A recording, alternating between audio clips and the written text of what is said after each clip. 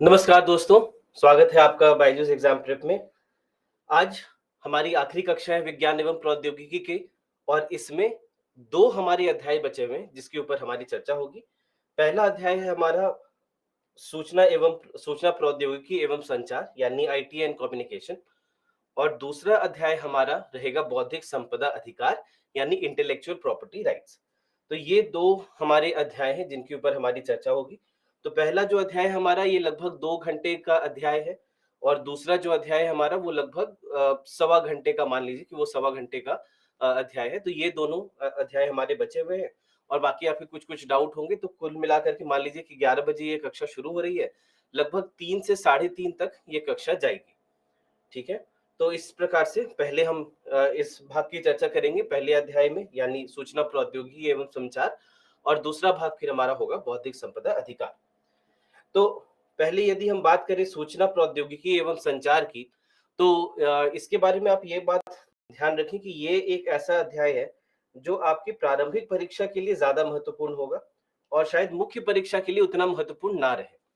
और विशेषकर इससे जुड़े हुए जो समसामयिकी है, करंट अफेयर्स हैं, वो थोड़े महत्वपूर्ण हो जाते हैं क्योंकि आप पाएँगे कि उसके आधार पर कई बार प्रश्न यहाँ पर से पूछे गए। तो जब भी समाचार में कुछ भी रहा है, उसके हिसाब से हमने देखा है कि यहाँ से प्रश्न पूछा गया है और आगे भी कई सारी ऐसी बातें हैं जिनके ऊपर प्रश्न पूछे जा सकते हैं। तो उसके ऊपर हमारी चर्चा होगी कि आगे के लिए क्या पढ़ना है? आगे के लिए हमें क्या उम्मीद रखनी है? तो पहले शुरुआत करते हैं और समझते हैं कि आखिर हमें पढ़ना क्या है यहाँ पर? तो यहाँ पर ये जो एक हमारा अध्याय है, ये थोड़ा-सा अलग अध्याय है। जैसे बाकी सारे अध्याय में हमने क्या देखा कि कोई एक ही हमारा एक बड़ा-सा टॉपिक है और उसी टॉपिक के सारे छोटे-छोटे खंडों को हम पढ़ते हैं। यहाँ पर हमारे जो सारे खंड होंगे, उनका शायद संबंध नहीं रहेगा बहुत ज़्यादा एक-दूसरे से। तो आप पाएँगे कि पहले जो हम लोग पढ़ रहे हैं, इसका आगे के भाग से बहुत ज़्यादा अ संबंध नहीं है और एक-एक टॉपिक जो है छोटे-छोटे वो सारे एक-दूसरे से बिल्कुल स्वतंत्र हैं। तो जैसे सबसे पहले हम लोग पढ़ेंगे कि ब्लूटूथ क्या है, वाई-फाई क्या है, फिर 5G क्या है पढ़ेंगे, इंटरनेट ऑफ थिंग्स पढ़ेंगे, सुपर कंप्यूटर, क्वांटम कंप्यूटर। तो ये सारे टॉपिक हैं जो हमें पढ़ना है और ये सारे ही टॉपिक एक-दूसरे से बिल्कुल स्वतंत्र हैं। तो सबसे पहले हम शुरुआत करते हैं और समझते हैं कि वायरलेस संचार जो है वो कैसा क्या होता है। तो जब हम कहते हैं वायरलेस संचार यानी एक प्रकार से हम बेतार संचार की बात कर रहे हैं। तो बेतार संचार अगर हमें चाहिए तो इसका अर्थ क्या हुआ कि ये बिना तार के चलने वाला संचार होना चाहिए, है ना? जहाँ पर संचार स्थापित करने के लिए आपको किसी भी तार की आवश्यकता ना हो, तो उसको बेतार संचार, वायरलेस संचार कह सकते हैं। तो अब जब बिना तार के संचार हमें स्थापित करना हो, तो बिना तार के संचार को स्थापित करना हमें कैसे संभव हमारे लिए कैसे संभव हो पाएगा यदि ये समझना है, तो इतना बस जान लीजिए कि जहाँ पर भी तार के माध्यम से संचार को स्थापित ना कर पाएँ, वहाँ पर हमारे लिए उपयोगी हो जाते हैं विद्युत चुम्बकीय तरंगे। तो आखिर ये विद्युत चुम्बकीय तरंगे होती क्या हैं, इसको समझते हैं सबसे पहले। तो विद्युत चुम्बकीय तरंगे यानी ऐसी तरंग जहां पर आपको विद्युत संबंधी गुण भी नजर आएंगे और चुंबकीय गुण भी नजर आएंगे। तो वैसे जो भी तरंगे होंगी उनको हम लोग विद्युत चुम्बकीय तरंगे कह सकते हैं। तो इसीलिए विद्युत क्षेत्र के चुंबकीय क्षेत्र के संपर्क में आने से जो तरंगे उत्पन्न होती हैं उनको हम लोग विद्युत चुम्बकीय तरंगे कह सकते हैं। तो इसीलिए मैं ये कह रहा था कि ये ऐसी तरंगे हो गई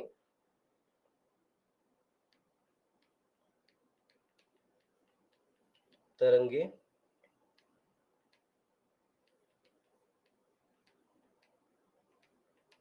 जो विद्युत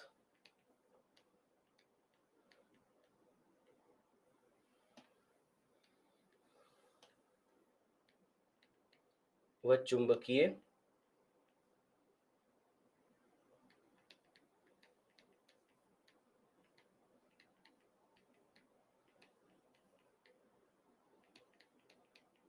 ठीक है? ऐसी तरंगे जो विद्युत व चुंबकीय चुंबकीय गुण दर्शाती है, उनको हम लोग क्या कहेंगे? उनको हम लोग विद्युत चुम्बकीय तरंगे कहेंगे। तो जहाँ पर भी बेतार संचार स्थापित करना होता है, तो वहाँ पर किसी न किसी प्रकार के विद्युत चुम्बकीय तरंग का उपयोग किया जाता है। तो कैसे अगर इसका उपयोग अगर हमें करना हो, तो सबसे पहले समझते हैं कि आखिर ये विद्युत चुम्बकीय तरंगे होती क्या हैं? लेकिन उसके पहले हमें यहाँ पर 2 अवधारणाएँ हैं जिनको समझना चाहिए। तो सबसे पहले यहाँ पर है तरंग दैर्ध्य और दूसरी है आवृत्ति। तो तरंग दैर्ध्य का अर्थ क्या होता है और आवृत्ति का अर्थ क्या होता है, ये दोनों बातें हमें समझना होगा। तो सबसे पहले अगर हम तरंग दैर्ध्य यानी वेवलेंथ की बात करें, तो एक प्रकार से आप कह सकते हैं कि वेवलेंथ कहा जा रहा है, यानी कि तरंग की जो लंबाई है उसके बारे में बात की जा रही है। तो यही जो तरंग दैर्ध्य होते हैं ये यही है कि एक किसी तरंग की लंबाई कितनी है, उसको हम लोग तरंग दैर्ध्य कहते हैं।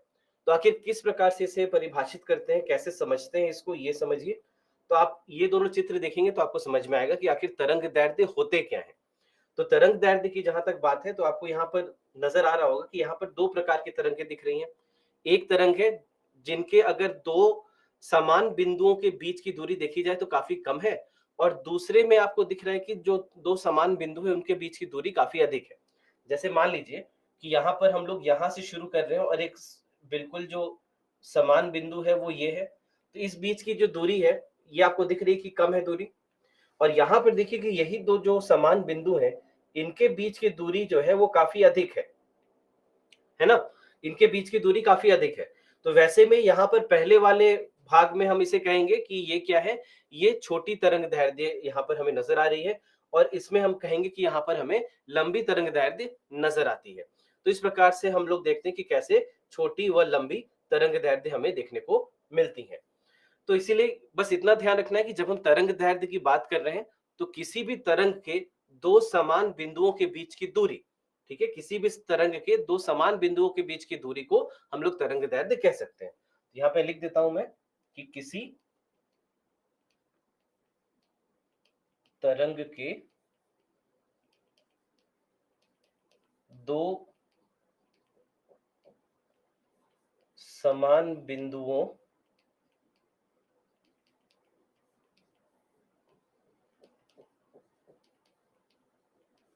के बीच की दूरी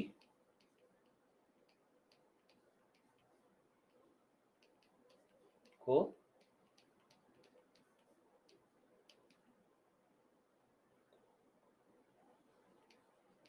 तरंग दैर्ध्य कहते हैं। ठीक है, तो कोई भी दो बिंदु उठा सकते हैं। जैसे मान लीजिए कि मैंने ये बिंदु उठाया, तो अगर ये बिंदु मैं उठाता हूं तो यहां से ये वापस इसी समान बिंदु में आने में ये ये हो गया इसका तरंग दैर्ध्य। ठीक है, तो कोई भी दो समान बिंदु उठाएंगे उसके बीच की जो दूरी होगी उसको तरंग दैर्ध्य कहा जाएगा। और किसी भी तरंग की जब हम बात करते हैं और आगे जाकर के हम जो विभिन्न प्रकार के विद्युत चुंबकीय तरंगों के बारे में चर्चा करेंगे, तो सबके तरंग दैर्ध्य का मान कितना है ये बहुत महत्वपूर्ण हो जाता है। और कई बार आपके प्रश्न पत्रों में भी पूछा गया है, यूपीएससी में भी पूछा गया है, और अगर आप राज्यवर परीक्षाएं लिखते हैं तो वहां पर भी आप पाएंगे कि ये प्रश्न आपसे पूछे गए हैं। तो इसलिए दो समान बिंदुओं के बीच की जो दूरी है उसको हम लोग तरंग दैर्ध्य कहेंगे। ये बिल्कुल सीधी सी बात आपको याद रखना होगा। उसके बाद जो दूसरा दूसरी अवधारणा है वो है आवृत्ति, जिसको हम लोग फ्रीक्वेंसी भी कहते हैं। तो आवृत्ति यानी फ्रीक्वेंसी का क्या अर्थ होता है कि जब हम ऐसे ही किसी तरंग की बात कर रहे हैं, तो किसी दिए गए समय में, किसी दिए गए समय अंतराल में कितनी सारे तरंग उस किसी एक क्षेत्र से पार करते हैं उसको हम लोग फ्रीक्वेंसी यानी आवृत्ति कहते हैं। तो यहां पर आप देख सकते हैं तरंगों की एक संख्या है जो कि एक निश्चित अवधि में बनती है, और आमतौर पर इसे हर्ट्ज में मापा जाता है। तो आप समझिए कि क्या हम लोग कर रहे हैं यहाँ पर और कैसे इसे परिभाषित कर रहे हैं। तो मान लीजिए कि हमारे पास एक समय अंतराल है, ठीक है। तो मान लिया कि यहां से एक समय अंतराल हमारा शुरू होता है, ठीक है, यहां से हमारा समय अंतराल शुरू होता है और ये यहां तक जाता है। ठीक है, मान लिया कि ये हमारे पास समय अंतराल है, और इस समय अंतराल को हम लोग 1 सेकंड मान रहे हैं। यहाँ पर मान लिया कि ये जो समय अंतराल है ये 1 सेकंड का है। अब ये 1 सेकंड में यदि मैं आपसे पूछूं, और ये आपके लिए प्रश्न है तो इसका जवाब दीजिए आप मुझे, कि आप ये बताइए कि 1 सेकंड में जो पहला वाला जो ऊपर वाला चित्र है उसमें कितने तरंग 1 सेकंड में पार कर जा रहे हैं? आपको कितने तरंग नजर आ रहे हैं? जल्दी से बताइए, कितने तरंगे गिनकर बताइए। देवेंद्र सही, शबनम सही, सैबी सही, भानु सही, मालती सही, दीपक सही, कुसुम सही, मनीषा सही,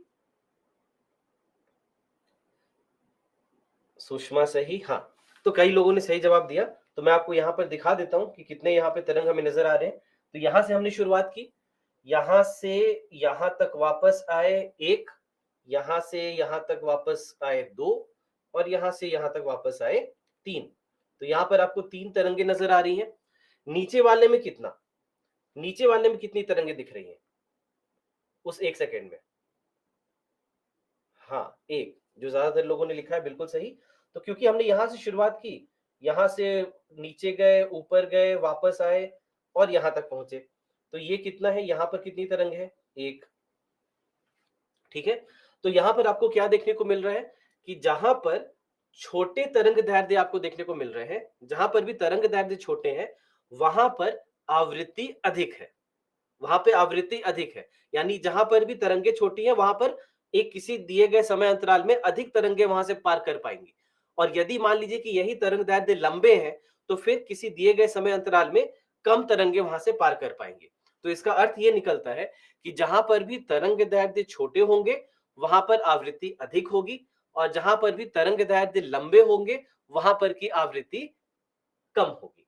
ठीक है, तो ये बात इसलिए ध्यान रखेंगे, क्योंकि आवृत्ति को हम किस प्रकार से परिभाषित कर रहे हैं, आवृत्ति को हम लोग कह रहे हैं कि किसी दिए गए समय अंतराल में कि पार जितनी भी तरंगे पार करेंगी किसी दिए गए क्षेत्र को, उसको हम लोग वहां का वहां की आवृत्ति कहेंगे। तो किसी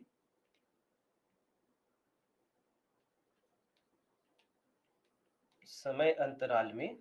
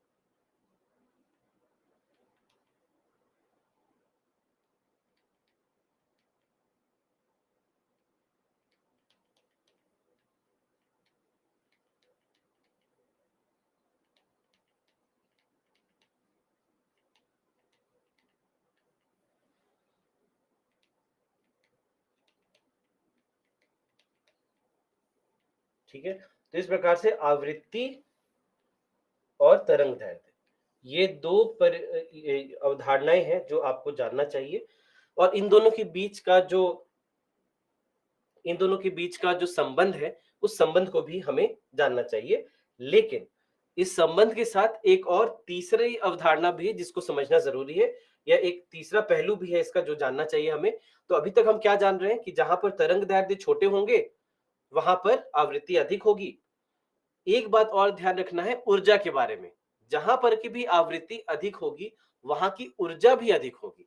और आप यहां पर ये देखिए कि यहां पर हम क्या देख रहे हैं कि ये आपको जो विभिन्न प्रकार के विद्युत चुंबकीय तरंगे होती हैं, उनके बारे में यहाँ पर उल्लेख है।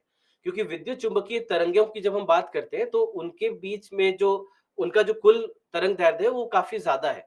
तो उसमें हम क्या देखते हैं कि इसे छोटे छोटे भागों में विभाजित किया जाता है, क्योंकि सब अलग अलग जो तरंग दैर्ध्य होंगे, सबके गुण अलग होते हैं। यानी सब बिल्कुल अलग तरीके से कार्य करते हैं। क्यों ऐसा होता है ये आपको मैं बता दूं अगर, तो यहां पर से आपको ये समझ में आएगा कि जहां पर भी छोटी तरंग दैर्ध्य होगी,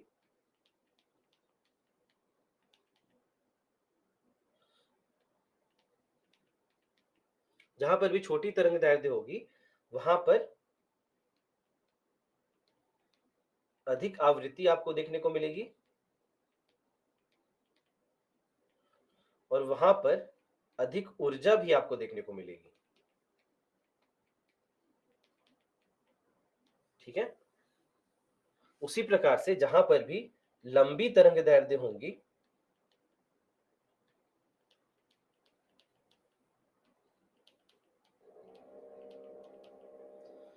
वहां पर कम आवृत्ति होगी और कम ऊर्जा भी होगी। तो इसीलिए ये बात याद रखेंगे कि आवृत्ति और ऊर्जा का सीधा सीधा संबंध है, और जैसे जैसे तरंग दैर्ध्य बढ़ेंगी आवृत्ति कम होगी और ऊर्जा भी कम होगी, और जैसे जैसे तरंग दैर्ध्य छोटी होंगी वैसे वैसे ऊर्जा भी बढ़ेगी और आवृत्ति भी बढ़ेगी। तो ये जो दो संबंध है, इस संबंध को हमेशा याद रखें, क्योंकि जब हम विद्युत चुंबकीय तरंगों की बात करते हैं तो विभिन्न प्रकार के विद्युत चुंबकीय तरंग होते हैं, और उन सब को परिभाषित किया जाता है उनके तरंग दैर्ध्य और आवृत्ति के आधार पर। उनके तरंग दैर्ध्य और आवृत्ति के आधार पर उन्हें परिभाषित हम करते हैं। तो यहाँ पर देखिए, तो यहाँ पर हमें क्या देखने को मिल रहा है कि सबसे जो लंबे तरंग दैर्ध्य हैं वो रेडियो तरंगों के होते हैं। रेडियो तरंगों के बाद आते हैं माइक्रोवेव, जिसको हम लोग सूक्ष्म तरंगे भी कहते हैं। इनको सूक्ष्म तरंग भी कहा जाता है। उसके बाद फिर आती हैं अवरक्त तरंगे। तो इसके बाद हम लोग देखते हैं कि ये अवरक्त तरंगे नजर आती हैं हमें। उसके बाद फिर आते हैं जो दृश्य प्रकाश है, ये वो भाग है जो हमें नजर आता है। इसके बाद है अल्ट्रावायलेट, जिसको हम लोग पराबैंगनी भी कहते हैं।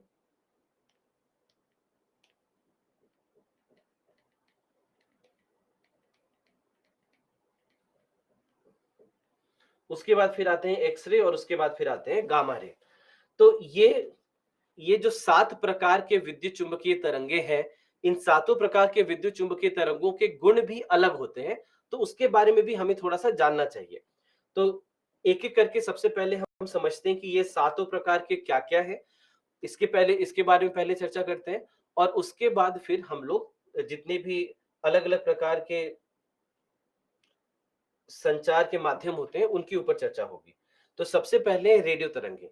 देखिए, जितनी भी विद्युत चुंबकीय तरंगों के बारे में हम बात कर रहे हैं, यहाँ पर आपको 3 बातें उनके बारे में जानना चाहिए, क्योंकि ये प्रारंभिक परीक्षा के दृष्टिकोण से महत्वपूर्ण हो जाती हैं, और कई बार आपकी राज्यभर परीक्षाओं में भी इनसे प्रश्न पूछे गए हैं।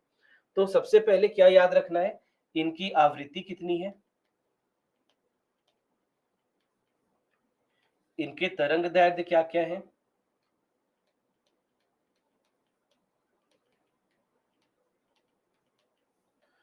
और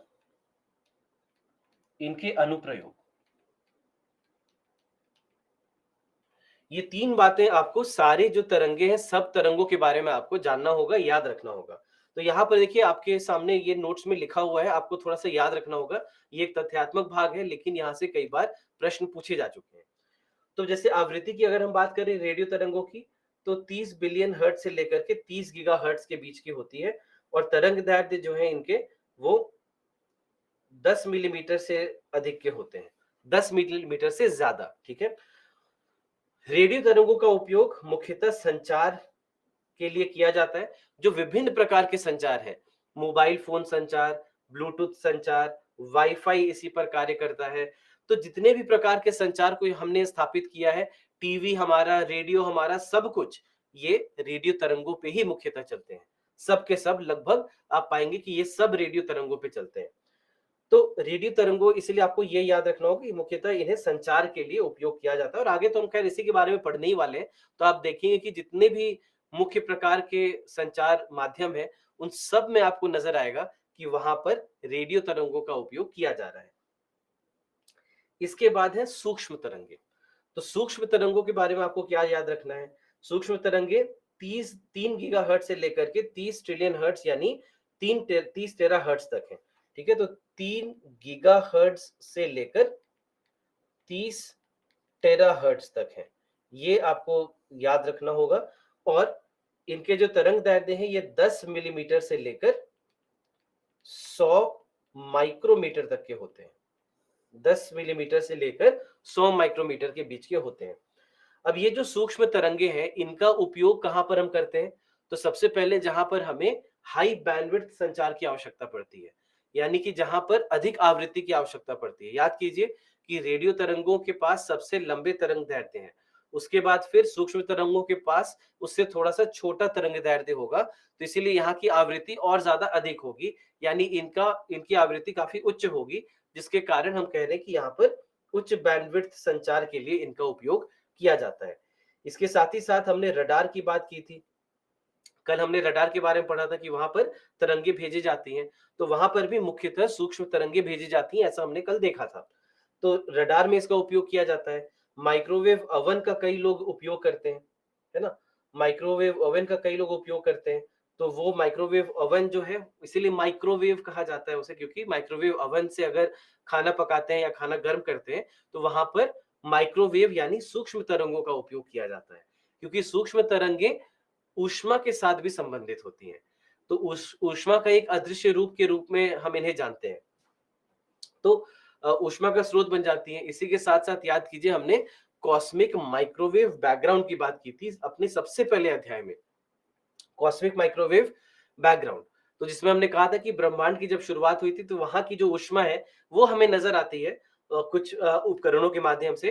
तो उसको हमने क्या कहा था कि वो क्या है, वो कॉस्मिक माइक्रोवेव बैकग्राउंड है। तो इसीलिए वो भी माइक्रोवेव के बने हुए हैं, सूक्ष्म तरंगों के बने हुए हैं, क्योंकि उनमें भी बहुत अधिक मात्रा में ऊष्मा है, बहुत अधिक मात्रा में ताप है। तो इसलिए यहाँ पर हमें देखने को मिलता है कि वहां पर भी सूक्ष्म तरंगे उपलब्ध थी। ठीक है, तो इस प्रकार से इनका उपयोग किया जाता है। तो यहाँ पे मैं लिख देता हूं कि कॉस्मिक माइक्रोवेव बैकग्राउंड में भी हमने ये देखा है।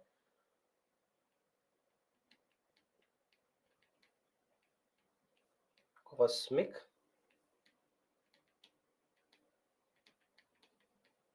माइक्रोवेव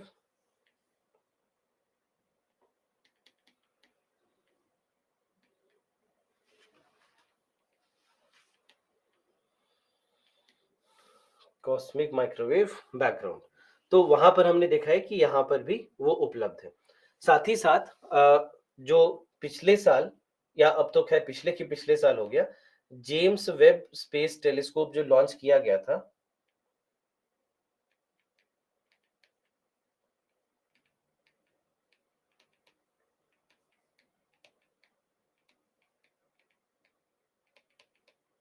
वहां पर भी सूक्ष्म तरंगों का ही मुख्यतः उपयोग किया जाता है। वहां पर भी जो ब्रह्मांड का हम ब्रह्मांड का जो अवलोकन हम करते हैं, अंतरिक्ष अवलोकन सूक्ष्म तरंगों के माध्यम से करते हैं। तो यहाँ पर मैं लिख देता हूँ ये बात भी, आपको बाद में आसानी होगी याद रखने में। तो यहाँ पर भी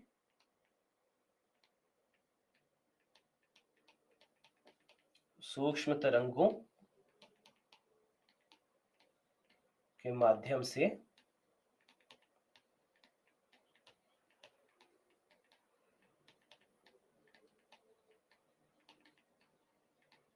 अंतरिक्ष का अवलोकन यहाँ पर किया जाता है। ठीक है, तो इसीलिए सूक्ष्म तरंगों के अनुप्रयोग को याद रखें। इसके बाद फिर आ जाती हैं अवरक्त तरंगे, जिनको हम लोग इंफ्रारेड रे भी बोलते हैं, इनको इंफ्रारेड बोला जाता है। तो ये जो है, यहाँ पर भी याद रखिए कि 30 ट्रिलियन हर्ट्ज से लेकर 400 ट्रिलियन हर्ट्ज तक की इनकी आवृत्ति होती है, और 100 माइक्रोमीटर से लेकर 740 नैनोमीटर के बीच के इनके तरंग दैर्ध्य होते हैं।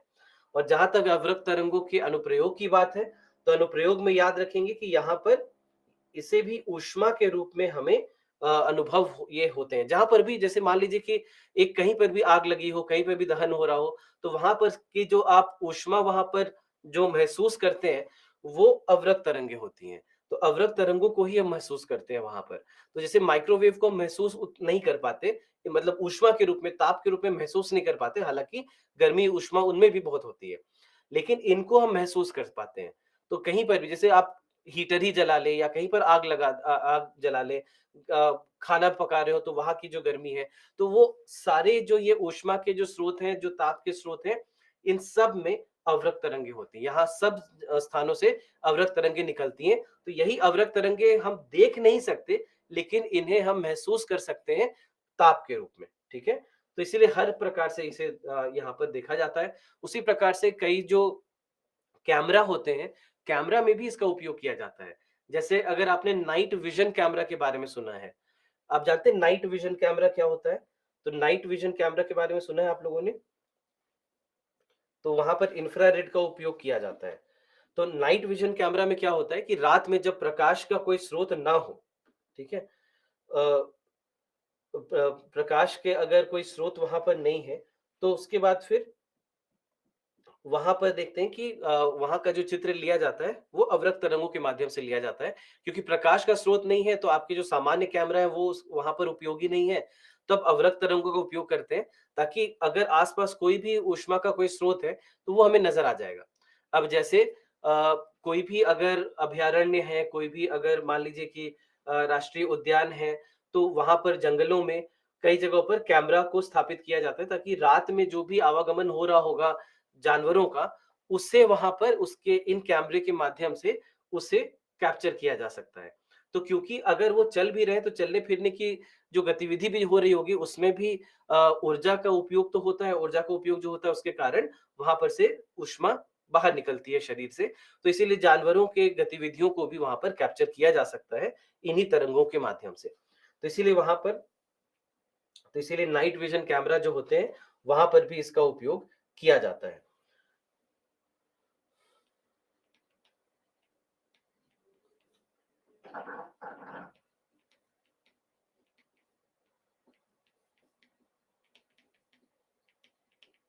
ठीक है, नाइट विजन कैमरा में इनका उपयोग हम करते हैं। इसके बाद है दृश्य प्रकाश। दृश्य प्रकाश के बारे में तो बताने की आवश्यकता नहीं है, क्यों उपयोगी है। हम जो पूरा संचार संसार देख पाते हैं वो क्यों देख पाते हैं, दृश्य प्रकाश के कारण। तो 400 टेराहर्ट्ज से लेकर के 800 टेराहर्ट्ज तक के बीच के इनके तरंग दैर्ध्य होते हैं, और 740 से लेकर 380 नैनोमीटर तक के इनके माफ कीजिए तरंग दैर्ध्य हैं, और 400 टेराहर्ट्ज से लेकर 800 टेराहर्ट्ज की इनकी आवृत्ति होती है। तो अब यहाँ पर अगर इनके अनुप्रयोग की बात करें, तो अनुप्रयोग तो बताने की क्या आवश्यकता है, जो भी आप देख पा रहे हैं वो इसी के माध्यम से है, क्योंकि हमारी आंखें केवल और केवल दृश्य प्रकाश को ही समझ पाती हैं। इसके अलावा विद्युत तरंगे, जितने भी प्रकार की विद्युत तरंगे हैं, उसको हमारी आंखें नहीं देख सकती, या उनके हिसाब से उनके आधार पर हम संसार नहीं देख सकते। हमें नहीं पता लगेगा कि वो है कि नहीं। अब जैसे मान लीजिए मोबाइल फोन है हमारे, तो मोबाइल फोन में रेडियो तरंगों का उपयोग हो रहा है, तो हमारे आसपास रेडियो तरंगे भरी हुई हैं। आप वाईफाई से हो सकता है कनेक्ट करके रखे होंगे अपने टैबलेट को या लैपटॉप को या फोन को, जहां से भी आप देख रहे हैं, तो वो वाईफाई से भी तरंगे निकल रही हैं, रेडियो तरंगे निकल रही हैं, लेकिन वो रेडियो तरंगे हमें नजर तो नहीं आ रही। तो हम जो दुनिया देख पाते हैं वो केवल और केवल इस दृश्य प्रकाश के माध्यम से देख पाते हैं। तो हमारे लिए तो इसलिए महत्वपूर्ण है, लेकिन इसको भी संचार के एक स्रोत के रूप में उपयोग किया जा सकता है। ठीक है, संचार के हम लोग आगे पढ़ेंगे लाइफाई के बारे में, तो आप देखिए कि लाइफाई में दृश्य प्रकाश का उपयोग किया जाता है, और इसीलिए संचार स्थापित हम कर सकते हैं दृश्य प्रकाश के भी माध्यम से। तो यहां तक अब हमने जो भी पढ़ा, रेडियो तरंगे, सूक्ष्म तरंगे, अवरक्त तरंगे और दृश्य प्रकाश, ये चारों जो तरंगे हैं, इन सब के आधार पर संचार स्थापित किया जा सकता है। आगे जो हम पढ़ेंगे, पैराबैंगनी तरंगे, एक्सरे और गामा रे, ये जो तीन है, इनके आधार पर हम कोई भी संचार स्थापित नहीं कर सकते, क्योंकि इनके तरंग दैर्ध्य बहुत छोटे होते हैं। तरंग दैर्ध्य बहुत आसान है समझना, क्यों नहीं होता है समझ जाइए, अपने आप आपको समझ में आ जाएगा। तरंग दैर्ध्य बहुत छोटे हैं, इसका मतलब हो गया कि आवृत्ति बहुत अधिक है, इसका मतलब है कि ऊर्जा बहुत अधिक है। ऊर्जा अधिक होने से दो समस्याएं हैं। पहला, हमारे स्वास्थ्य के लिए हानिकारी हो जाएंगी, हानिकारक होंगी हमारे स्वास्थ्य के लिए, क्योंकि ऊर्जा बहुत अधिक है तो हमारे शरीर के ऊतकों को, कोशिकाओं को वो नष्ट करने की क्षमता रखते हैं, इनसे कैंसर वगैरह भी हो जाता है। तो या फिर अगर नहीं भी हो तो कई सारे अलग-अलग प्रकार के चर्म रोग हो सकते हैं। गामा रे तो इतना ज़्यादा ऊर्जावान होता है कि हमारे शरीर को जला सकता है। अगर छोटा-सा भी, हल्का-सा भी अगर गामा रे हमारे शरीर पर आ गया, तो वो हमारे शरीर की कोशिकाओं को, चर्म को वो जला सकता है। इतनी अधिक ऊर्जा होती है उसमें। तो पहला तो ये कारण हो गया कि क्यों इन्हें संचार के रूप में, संचार के स्रोत के रूप में स्थापित हम नहीं करते। दूसरा कारण ये है, ऊर्जा अधिक होने का अर्थ ये भी है कि ऊर्जा की खपत अधिक होगी। यानी कि आप जो कार्य रेडियो तरंगों के माध्यम से कम ऊर्जा में कर सकते हैं, वही कार्य अगर आप गामा रे से करना चाहते हैं, तो आपको बहुत अधिक ऊर्जा की आवश्यकता पड़ेगी। तो इसलिए ये दो कारण हो जाते हैं कि क्यों जो लंबे तरंग दैर्ध्य है, उनका उपयोग किया जाता है संचार के स्रोत के रूप में। जो भी छोटी तरंग दैर्ध्य वाले जितने भी तरंगे हैं, उनका उपयोग कभी भी हम एक संचार के माध्यम के रूप में नहीं करते। ठीक है, तो इसलिए मैं यहाँ पर ये बात लिख देता हूं कि रेडियो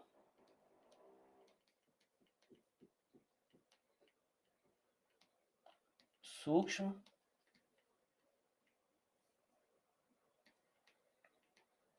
अवरक्त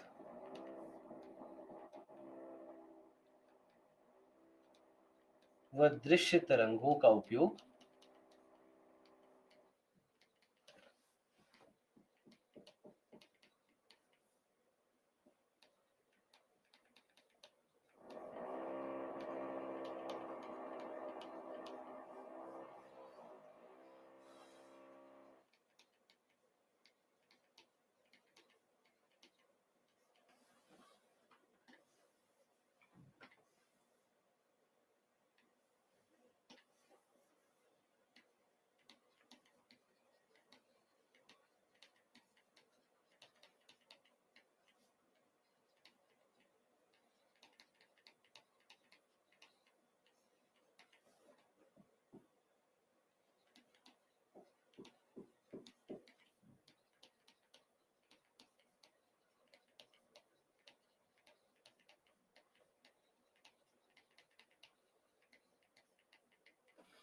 क्यों नहीं कर सकते, तो दोनों कारण मैं लिख देता हूं।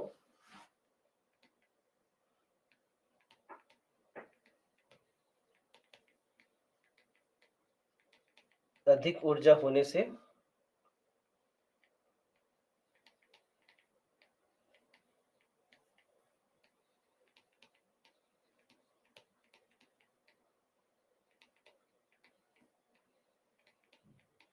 स्वास्थ्य के लिए हानिकारक, और दूसरा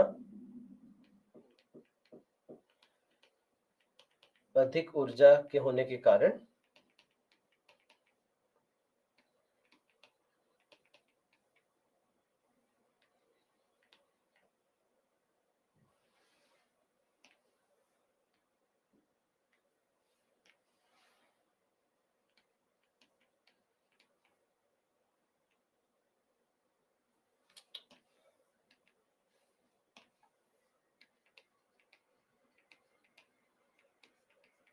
ठीक है। तो अधिक ऊर्जा होने के कारण ऊर्जा खपत अत्यधिक होती है, तो इसके कारण इसका उपयोग करना हमारे लिए बड़ा मुश्किल हो जाता है। तो अब आगे है पैराबैंगनी तरंगे। तो पैराबैंगनी तरंगों की जब हम बात कर रहे हैं, तो यहाँ पर अब हम जानते हैं कि इनकी आवृत्ति जो है वो और अधिक होगी। तो आवृत्ति देखिए, ये इनकी आवृत्ति हो गई, और तरंग दैर्ध्य जो है 380 नैनोमीटर से लेकर 10 नैनोमीटर के बीच के होते हैं। अब ये जब हम बात करते हैं पैराबैंगनी तरंगों की, तो अब यहाँ पर की ऊर्जा अधिक होगी, तो इसीलिए ये हमारे लिए हानिकारक हो सकते हैं। सूर्य से जो आने वाला प्रकाश है, सूर्य से जो प्रकाश पृथ्वी पर आता है, उसमें दृश्य प्रकाश तो होता ही है, लेकिन साथ साथ इसमें पैराबैंगनी प्रकाश भी, पैराबैंगनी तरंगे भी साथ साथ पृथ्वी तक पहुंचती हैं। तो यहाँ पर इसीलिए इसके बारे में ये बात आपको ध्यान रखना होगा कि जब हम इनकी बात कर रहे हैं, तो 3 प्रकार के हमें पैराबैंगनी तरंगे देखने को मिलती हैं, और ये 3 प्रकार इनके तरंग दैर्ध्य के आधार पर हमें देखने को मिलता है। तो तो इसको, ये जो 3 प्रकार हैं, ये होते हैं यूवी, ए, बी और सी, यानी अल्ट्रावायलेट ए, बी और सी। तो ये क्या है, इनको एक बार समझते हैं संक्षेप में। तो यूवी सी में क्या देखने को मिलता है कि ये जो तरंग दैर्ध्य है, ये 100 से लेकर 280 नैनोमीटर के बीच का इनका तरंग दैर्ध्य होता है, 100 से लेकर 280। अब ये जो है, ये सबसे छोटे हैं, याद रखेंगे कि ये सबसे छोटे हैं। तो क्योंकि ये सबसे छोटी तरंग दैर्ध्य इनकी होती है, इसके कारण ये सबसे अधिक हानिकारक भी यही होते हैं, क्योंकि सबसे छोटी तरंग दैर्ध्य मतलब सबसे अधिक आवृत्ति, यानी सबसे अधिक ऊर्जा। तो अधिक ऊर्जा का मतलब स्वास्थ्य पर भी अधिक नकारात्मक प्रभाव। लेकिन हमारे लिए अच्छी बात यह है कि ये पूर्ण रूप से ओजोन परत द्वारा अवशोषित हो जाती है। ये पूर्ण रूप से, तो जो भी सूर्य के प्रकाश के साथ जो यूवीसी हमारे पर्यावरण या हमारे वायुमंडल तक पहुंचती है, तो वायुमंडल में जो ओजोन परत है, उस ओजोन परत में पूर्ण रूप से ये अवशोषित हो जाते हैं। ठीक है, तो पूर्ण रूप से अवशोषित हो जाते हैं, तो नीचे तक नहीं पहुंचते। तो हमारे लिए ऐसे तो बहुत हानिकारक होते, लेकिन क्योंकि पृथ्वी तक पहुंच ही नहीं पाए, तो हमें कोई इससे नुकसान नहीं होता। लेकिन कई सारे जो इसके स्रोत हैं, वे मानव निर्मित स्रोत भी हैं। जैसे वेल्डिंग मशीन में आपने देखा होगा कि जब वेल्डिंग का कार्य किया जाता है, तो जो भी वेल्डिंग कर रहा होता है, वो एक साथ में एक ढाल लेकर के चलता है। अपनी आंखों के सामने, अपने चेहरे के सामने वो ढाल वो लगा लेते हैं जब भी वो वेल्डिंग का कार्य करते हैं। इसलिए करते हैं क्योंकि यहाँ से यूवीसी निकलता है और ये यूवीसी उनके लिए बहुत हानिकारक हो सकता है, तो इसलिए अपने आप को बचा करके रखने की कोशिश उनकी होती है। तो वेल्डिंग मशाल में, मर्क्यूरी लैंप में कीटाणुनाशक यूवीसी प्रकाश का भी उपयोग किया जाता है।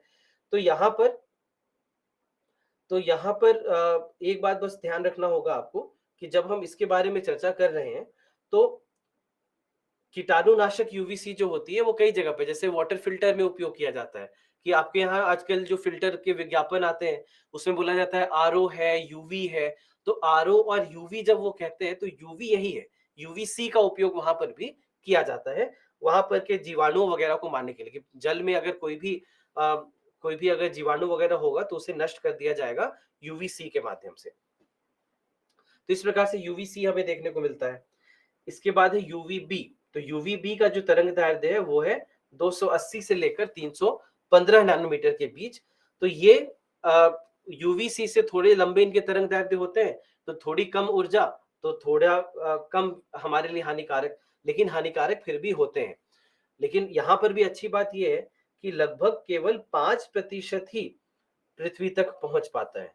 केवल 5% यूवीबी ही पृथ्वी तक पहुंच पाता है, बाकी 95% फिर से ओजोन परत द्वारा अवशोषित कर लिया जाता है। लेकिन ये जो 5% भी हमारे पृथ्वी की सतह तक पहुंचता है, ये हमारे लिए हानिकारक हो सकता है और हमारे त्वचा की जो ऊपरी भाग है उसको ये नुकसान पहुंचा सकता है। तो मानव त्वचा का जो ऊपरी भाग है, ऊपरी जो परत है इस मानव त्वचा की, वो उसको ये नुकसान पहुंचा सकते हैं। तो उसके कारण जो त्वचा की आयु बढ़ने की बात की जाती है कि त्वचा की आयु बढ़ सकती है इसके कारण, और एजिंग ऑफ स्किन जिसको कहते हैं वो इनके कारण हो सकता है। उसके बाद फिर यूवीए है जो कि 315 से लेकर 400 नैनोमीटर के बीच है। अब यहाँ पर लगभग 95% यूवीए पृथ्वी की सतह तक पहुंच जाती है और केवल 5% ही ऐसी है जो कि ओजोन परत द्वारा अवशोषित हो जाए। केवल 5% अवशोषित, बाकी सब पृथ्वी की सतह तक पहुंच जाती है।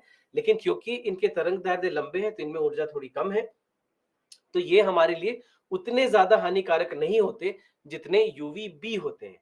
लेकिन फिर भी ये हमारी त्वचा के लिए हानिकारक जरूर हो सकते हैं।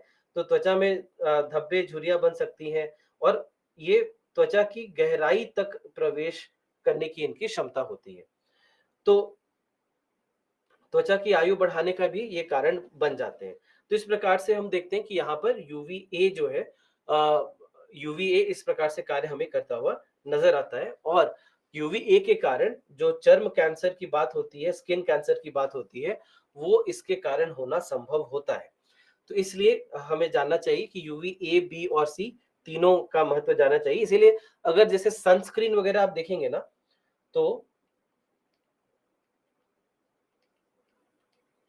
जो सनस्क्रीन के विज्ञापन वहां पे विज्ञापन वगैरह दिए जाते हैं, तो वहां पे देखिएगा लिखा होता है कि आपको यूवीए और यूवीबी दोनों से ये बचाएंगे। ये यहाँ पर इसीलिए ये याद रखेंगे कि यहाँ पर यूवीए और यूवीबी दोनों से बचाने के लिए सनस्क्रीन का उपयोग किया जाता है। और वो लिखा होता है, आप अगर देखेंगे तो सनस्क्रीन के जो बोतल होते हैं उनमें लिखा रहता है कि आपको यूवीए और यूवीबी दोनों से ये बचा सकते हैं। इसके बाद है एक्सरे। तो एक्सरे हम देखते हैं कि एक्सरे क्या है। एक्सरे में आवृत्ति और अधिक होती है, आवृत्ति और अधिक है और तरंग दैर्ध्य बहुत छोटे हैं। ये 100 पिकोमीटर होना था, ये गलती से नैनोमीटर लिखा गया है यहाँ पर। ये है 100 पिकोमीटर, मैं लिख देता हूँ अलग से। 10 नैनोमीटर से लेकर 100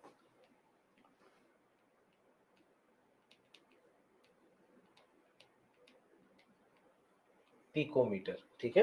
तो ये है। तो अब यहाँ पर जब हम एक्सरे की बात करते हैं तो एक्सरे का उपयोग आपको पता होगा कि कैसे अगर कुछ भी दुर्घटना वगैरह हो जाती है तो वहां पर एक्सरे की मदद से देखा जाता है कि हड्डियों में कोई नुकसान तो वगैरह तो नहीं पहुंचा हो, क्योंकि ये बहुत ऊर्जावान होते हैं तो हमारे शरीर के बिल्कुल भीतर तक जाने की इनकी क्षमता होती है। तो इसीलिए जब हमें हड्डियों का चित्रण करना होता है तो फिर हम इसका उपयोग कर सकते हैं। उसके बाद अंत में है गामा। तो गामा में हम देखते हैं कि आवृत्ति तो बहुत अधिक होती है 10 टू पावर 18 हर्ट्ज के ऊपर, और तरंग दैर्ध्य जो है वो 100 पिकोमीटर से कम होते हैं, यानी बहुत ही छोटे तरंग दैर्ध्य होते हैं। तो बहुत छोटे तरंग दैर्ध्य होंगे तो बहुत अधिक आवृत्ति होगी, तो बहुत अधिक ऊर्जा होगी। और इसी गामा के बारे में हमने नाभिकीय ऊर्जा में पढ़ा था। तो हमने वहां पर याद कीजिए कि हमने रेडियोधर्मिता की बात की थी, तो रेडियोधर्मिता में हमने ये गामा के बारे में पढ़ा था। तो गामा जो है ये काफी ज्यादा हानिकारक हो सकता है हमारे लिए, तो इससे काफी बचकर चलना पड़ता है, लेकिन इसका उपयोग भी हम करते हैं विभिन्न प्रकार से। तो यदि हम चाहें तो इसका प्रयोग किया जा सकता है एक कीटनाशी के रूप में। अगर मान लीजिए कोई जीवाणु वगैरह को नष्ट करना है तो उसके लिए गामा का उपयोग करते हैं, या फिर हम इसका उपयोग कैंसर जैसे रोग के उपचार के लिए भी करते हैं। कीमोथेरेपी नामक जो प्रक्रिया होती है उसमें गामा का उपयोग किया जाता है, क्योंकि कैंसर वाले जो जो कोशिकाएं होती हैं उनको नष्ट करने के लिए गामा का उपयोग किया जाता है। तो इस प्रकार से गामा का उपयोग भी हमें कहीं ना कहीं देखने को मिलता है, लेकिन हाँ, संचार में इसका उपयोग हम नहीं कर सकते। तो ये हो गए हमारे सारे जो विभिन्न प्रकार के जितने भी तरंग दैर्ध्य के आधार पर जो विद्युत चुंबकीय तरंगे हैं वो ये हो गई। तो अभी तक कुछ डाउट हो अगर तो पूछ ले आप एक बार। अगर यहाँ से जो भी हमने अभी पढ़ा, यहाँ से अगर आप कुछ पूछना चाहते हैं तो।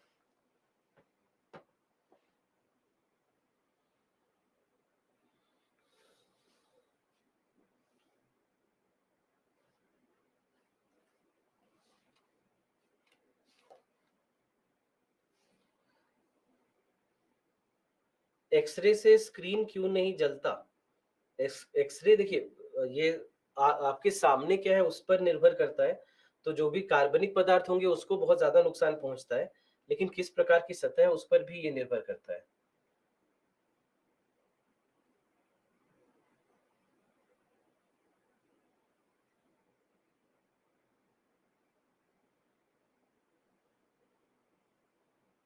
यूवीबी से त्वचा की आयु बढ़ती है, ऐसा माना जाता है कि कैलाश पर्वत पर जितने लोग गए उनकी आयु बढ़ गई। तो क्या यूवीबी, नहीं नहीं, ये यूवीबी से जो त्वचा की आयु बढ़ना, ये सकारात्मक बात मैं नहीं कह रहा, ये मैं कह रहा हूँ कि इससे आपकी जो त्वचा है वो खराब होने लगती है, जल्दी खराब होने लगती है। मतलब झुर्रियां उनमें बहुत जल्दी आ जाती हैं। तो त्वचा की आयु बढ़ने का मतलब, एजिंग ऑफ स्किन का मतलब वो होता है।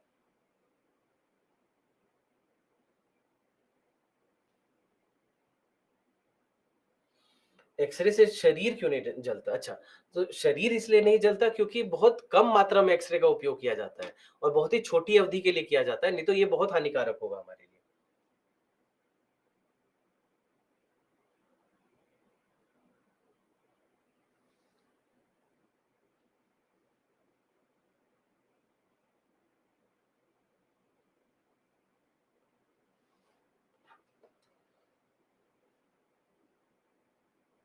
यह बात नहीं समझ में आई कि अधिक ऊर्जा होने के कारण ऊर्जा खपत किस प्रकार अधिक होती है।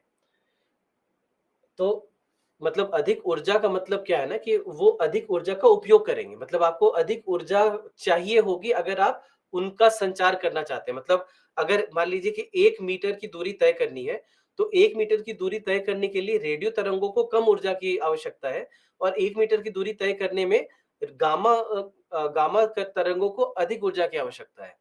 तो इसीलिए हम लोग ये कह रहे हैं कि ऊर्जा की खपत आपकी बढ़ जाएगी अगर मान लीजिए कि आपके जो मोबाइल फोन है वो रेडियो तरंगों की जगह पर अगर वो गामा तरंगों पर आधारित होते। और दूसरा प्रश्न है आपका कि उच्च बैंडविड्थ संचार क्या है? उच्च बैंडविड्थ संचार यानी कि जहां पर ऊंचे बैंडविड्थ पर संचार स्थापित किया जा रहा है, यानी अ, सूक्ष्म तरंगों के आधार पर। तो जहां पर भी रेडियो तरंगे हम नहीं उपयोग करते वहां पर इनका उपयोग किया जा सकता है। यूवीबी, तृप्ति आपने पूछा है, तो यूवीबी कुछ नहीं है, बस इतना ध्यान रखना है कि 280 से लेकर 315 के बीच का इनका तरंग दैर्ध्य है, और सूर्य के प्रकाश के साथ प्राकृतिक रूप से ये पृथ्वी तक पहुंचते हैं, लेकिन उनका 95% भाग हमारे ओजोन परत द्वारा जो हमारे वायुमंडल में है अवशोषित कर लिया जाता है, और केवल 5% ऐसा है जो कि हमारी पृथ्वी की सतह तक पहुंच पाता है। तो अगर मान लीजिए कि थोड़ी लंबी अवधि तक अगर मान लीजिए कि ये हमारे शरीर पर पड़ती हैं, तो हमारे शरीर के लिए थोड़ी-सी हानिकारक ये हो सकती हैं।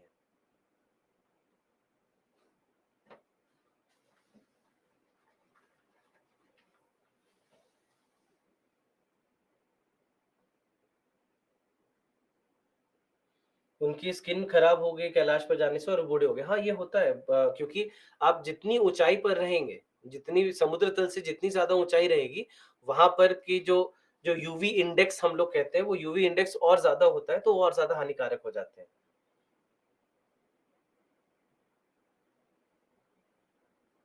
यूवीसी से क्या आइज़ भी खराब हो सकती है? हाँ, बिल्कुल हो सकती है। गामा रे से जब कैंसर सेल का इलाज किया जाता है, तो स्किन जल क्यों नहीं जाती? स्किल क्यों जल जाती है जबकि प्रोडक्शन नहीं तो कैंसर सेल को कब हम जब जब हम लक्षित करते हैं तो जहां-जहां पर कैंसर होता है वहीं-वहीं पर ये किया जाता है। तो हाँ, उसके अगल-बगल के जो कोशिकाएँ होती हैं उन पर भी प्रभाव पड़ता है। तो इसीलिए बहुत ये जो कीमोथेरेपी वगैरह होती है वो आसान प्रक्रिया नहीं होती। वो मरीज़ के लिए बहुत ही मुश्किल होता है ये।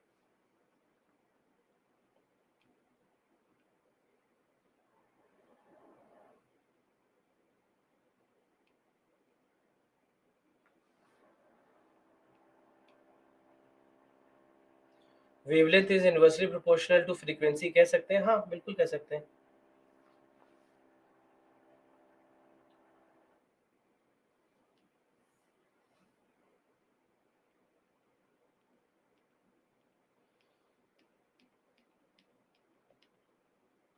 ये तरंगे एनिमल्स को भी नुकसान पहुँचा सकती हैं? हाँ, बिल्कुल पहुँचा सकती हैं।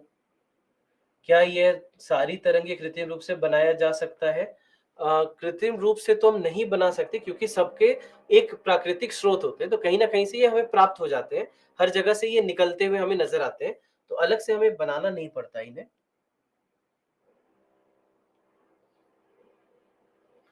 ईएम स्पेक्ट्रम क्या है? तो ईएम मतलब इलेक्ट्रोमैग्नेटिक स्पेक्ट्रम। तो इलेक्ट्रोमैग्नेटिक स्पेक्ट्रम कहने का अर्थ है कि जो पूरी विद्युत चुम्बकीय तरंगों का जो पूरा भाग है, उसको हम लोग इलेक्ट्रोमैग्नेटिक स्पेक्ट्रम कहते हैं।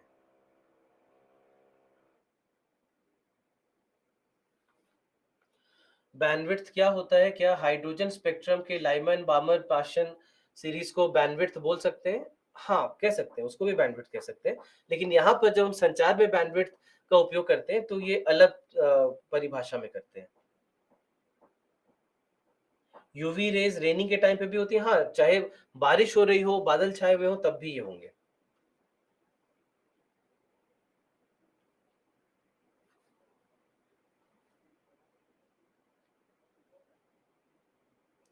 एमआरआई में कौन-सी तरंग होती है? एमआरआई में हम लोग चुंबकीय तरंगों का ज़्यादा उपयोग करते हैं।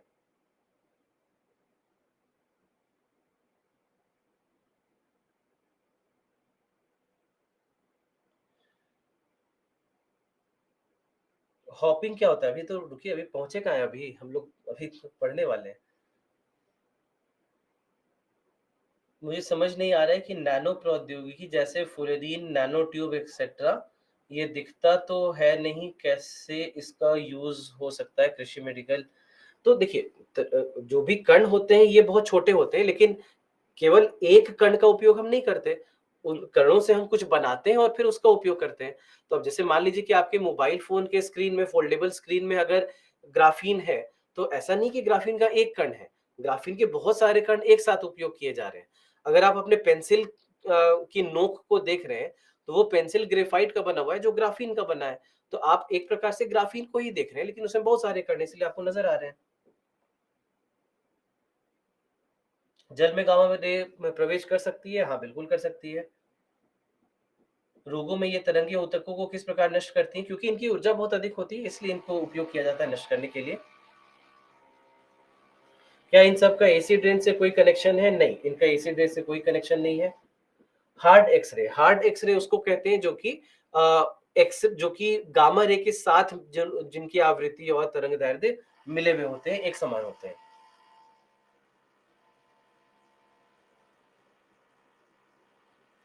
नैनो मिशन में अम्ब्रेला प्रोग्राम समझ में नहीं आ रहा। अम्ब्रेला प्रोग्राम का मतलब ये होता है कि ऐसे कोई भी कार्यक्रम जिसमें बहुत सारे कार्य एक साथ किए जाते हैं, जिसके बहुत सारे अलग-अलग प्रकार के पहलू होते हैं।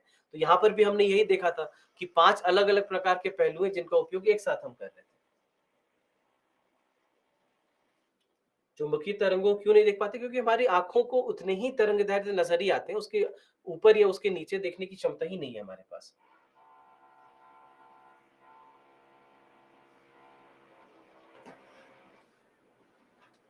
ऐसे कौन-कौन से स्रोत हैं जहाँ पर एक्स-रे, गामा रे प्राप्त कर सकते हैं? बहुत सारे स्रोत हैं। सामान्यतः तो नाभिकीय स्रोत है सबसे ज़्यादा। तो जितने भी नाभिकीय स्रोत हैं जैसे यूरेनियम है या फिर संलयन की प्रक्रिया है, विखंडन की प्रक्रिया है, या फिर रेडियोधर्मिता है, तो हर जगह पर ये प्राप्त हो सकता है। गामा किरणें मनुष्य पे क्या प्रभाव डालेंगी? अभी मैंने बताया था इसी के बारे में कि हमारे शरीर के जो कोशिका है, ऊतक है, उनको नष्ट कर सकते हैं ये। तो कई प्रकार के चर्म रोग हो सकता है इनके कारण।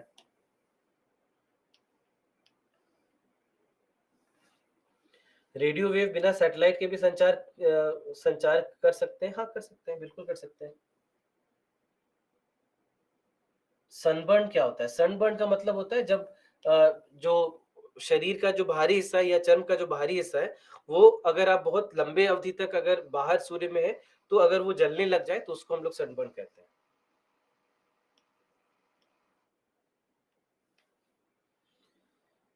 चलिए, तो यहाँ पर तो आगे हम लोग बढ़ते हैं। तो अब हम जो हमारे विभिन्न प्रकार के जितने भी वायरलेस संचार है, बेतार संचार है, उनके बारे में चर्चा करेंगे। तो इसमें भी कुछ ये वाला भाग भी थोड़ा बहुत तथ्यात्मक ही है। तो जो बिंदु जो तथ्य यहाँ पर लिखे हुए हैं आपके स्क्रीन पर, ये आपकी परीक्षा के लिए सीधे सीधे महत्वपूर्ण हो सकते हैं। तो आपको इनको उस प्रकार से पढ़कर चलना होगा। तो सबसे पहले यहाँ पर देखिए है ब्लूटूथ। तो ब्लूटूथ को हम लोग क्या कहते हैं कि ये शॉर्ट रेंज कम्युनिकेशन है। शॉर्ट रेंज कम्युनिकेशन का अर्थ क्या हुआ कि छोटी दूरी की संचार यहाँ पर स्थापित की जा सकती है। तो 10 मीटर से कम, याद रखेंगे कि 10 मीटर से कम की दूरी की संचार यहाँ पर स्थापित की जा सकती है। अब जैसे मान लीजिए आपके मोबाइल फोन वगैरह में अगर ब्लूटूथ है, तो वो ब्लूटूथ का उपयोग उसी प्रकार से करते हैं कि मान लीजिए एक कमरे के अंदर करेंगे या फिर एक 10 से 15 मीटर तक की दूरी पर ही इसका उपयोग किया जाता है। और ज्यादा दूरी बढ़ाने लगेंगे तो ब्लूटूथ बहुत अच्छे से कार्य नहीं कर पाएगा। तो लगभग 10 मीटर तक की दूरी आराम से ये तय कर पाते हैं हम इसके हिसाब से। इनकी जो अवधि है, परिचालन अवधि है, याद रखेंगे कि 2.4 गीगाहर्ट्ज पर ये परिचालित ये होते हैं। और यहाँ पर एक बात आपको ध्यान रखना होगा कि स्प्रेड स्पेक्ट्रम फ्रीक्वेंसी हॉपिंग के अवधारणा पर ये कार्य करते हैं।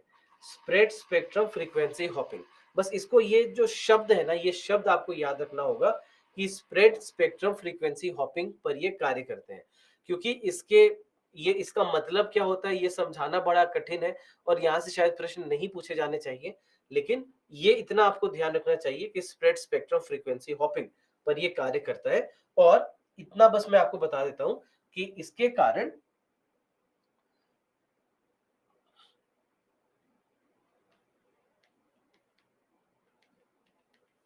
सुरक्षा स्तर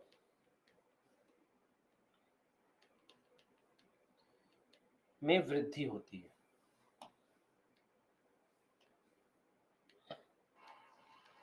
इसके कारण इसके सुरक्षा स्तर में वृद्धि होती है। तो इतना बस आपको ध्यान रखना चाहिए कि स्प्रेड स्पेक्ट्रम फ्रीक्वेंसी हॉपिंग के कारण ऐसा होता है।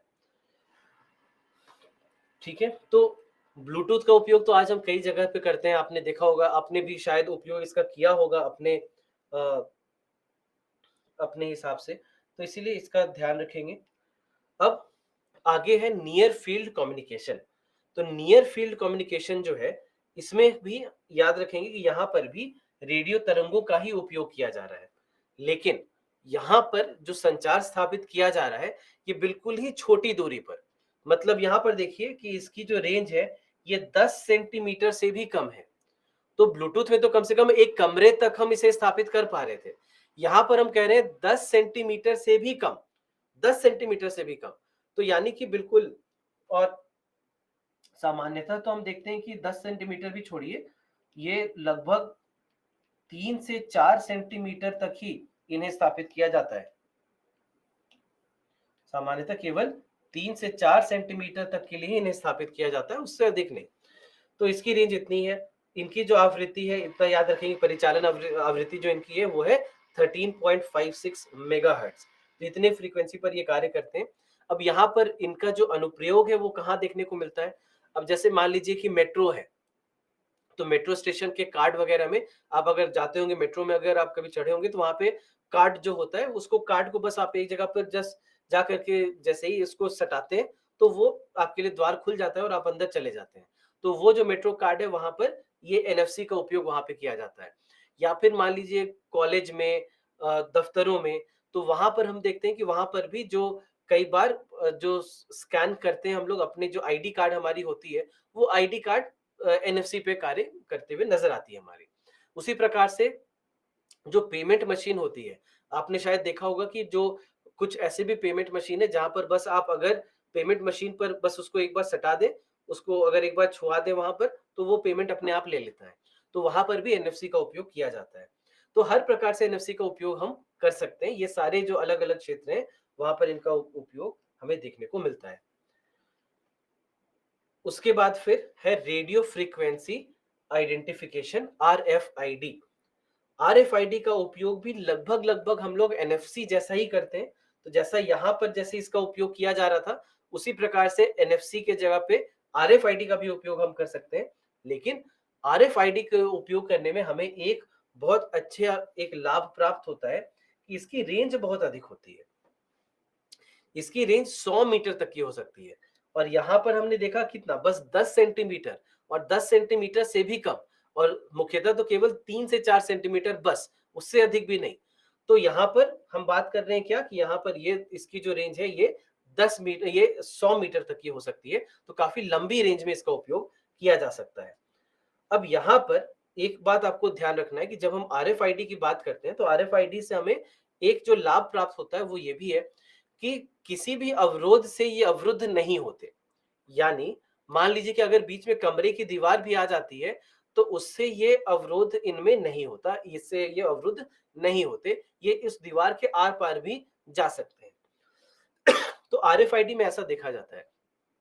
आरएफआईडी में अगर मैं पूछूं आपसे कि आरएफआईडी का उपयोग आपको अगर पता हो कि सबसे ज्यादा कहां पे किया जा रहा है, प्रचलित रूप से भारत में कहां पर आरएफआईडी का उपयोग कर रहे हैं, अगर किसी को पता हो तो जल्दी से मुझे बता दे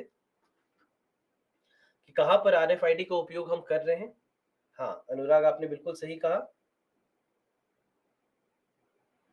अभय बिल्कुल सही, दीपशिका सही, दीक्षा सही, दीपक सही। वाह, सब डी डी डी वाले लोग एक साथ सही उत्तर दिया आपने। राज बिल्कुल सही, सुषमा सही।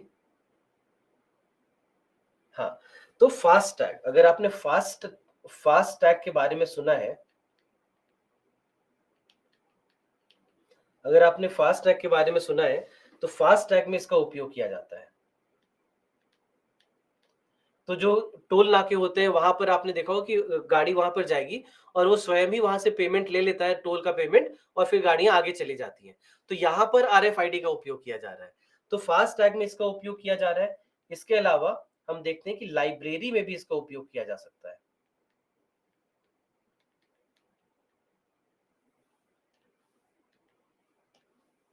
लाइब्रेरी में भी इसका उपयोग किया जा सकता है। तो लाइब्रेरी में जो मान लीजिए कि सैकड़ों किताबें जो रखी हुई होंगी, उसको एक ही जगह से स्कैन किया जा सकता है। पूरे कमरे को, पूरे लाइब्रेरी को एक स्थान पर बैठ करके स्कैन किया जा सकता है। यही मान लीजिए कि आरएफआईडी की जगह पर अगर लाइब्रेरी में हम लोग एनएफसी का उपयोग करते, तो एनएफसी का उपयोग करने में क्या होता कि एक एक किताब, सैकड़ों किताबें जो है, उसके एक एक किताब पर जा करके आपको उस पर निगरानी रखनी पड़ती। लेकिन यहाँ से क्या होगा कि एक ही बार में पूरे कमरे को आप स्कैन कर सकते हैं। उसी प्रकार से जो वेयर हाउस वगैरह होते हैं, जहां पर मान लीजिए कई सारे कंपनियों के सारे जो उत्पाद होते हैं वो भंडारित किए जाते हैं, तो वेयर हाउस में भी हम देखते हैं कि वहां पर भी आरएफआईडी का उपयोग किया जाता है, ताकि उत्पाद कहाँ पर क्या रखा हुआ उसको जल्दी से स्कैन कर सकें एक बार में। तो वहां पर भी भंडारण के लिए भी इसका उपयोग हम करते हैं। भंडारण के लिए भी इसका उपयोग किया जाता है। तो जो वेयर हाउस हम जिसको कहते हैं, तो वेयर हाउस में इसका उपयोग किया जाता है। तो इस प्रकार से आरएफआईडी का उपयोग हम विभिन्न तरीकों से होते हुए देखते हैं। ठीक है, टीवी का रिमोट किस में आएगा भरत, आपने पूछा। टीवी का रिमोट जो है वो हम लोग एनएफसी